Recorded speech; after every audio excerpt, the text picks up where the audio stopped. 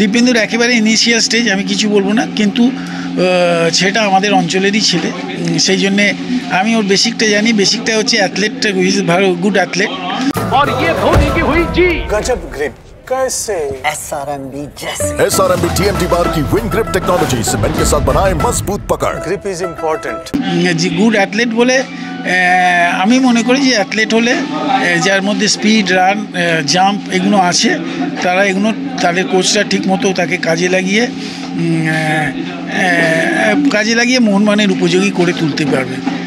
কারণ এখানে বাঙালিদের কম্পিটিশান অনেক কমে গেছে, বাঙালিদের কিছুজনকে রাখতেই হবে। সেই কারণে আমি আজকের একটা ট্রায়ালে ছিলাম ইউনিভার্সিটির মাঠে, সংখ্যা অনেক কমে গেছে, স্ট্যান্ডার্ড প্লেয়ারও আছে, কিন্তু যা হোক মাঠটাটেরও খারাপ অবস্থা, সেই অবস্থা বোঝা যায় না।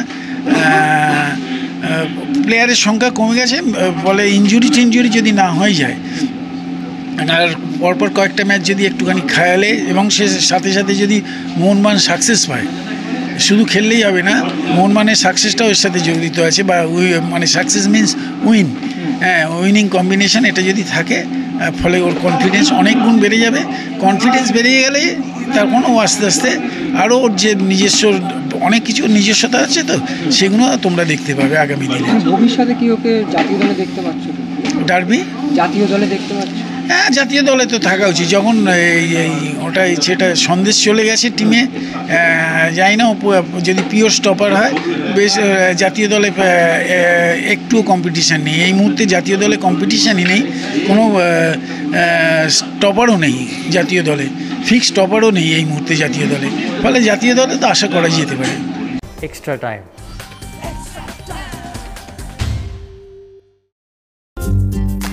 লেটেস্ট নিউজ আর এক্সক্লুসিভ ভিডিওর সঙ্গে আপডেট থাকতে এখনই সাবস্ক্রাইব করুন আমাদের ইউটিউব চ্যানেল। বেল আইকনে ক্লিক করতে ভুলবেন না যেন।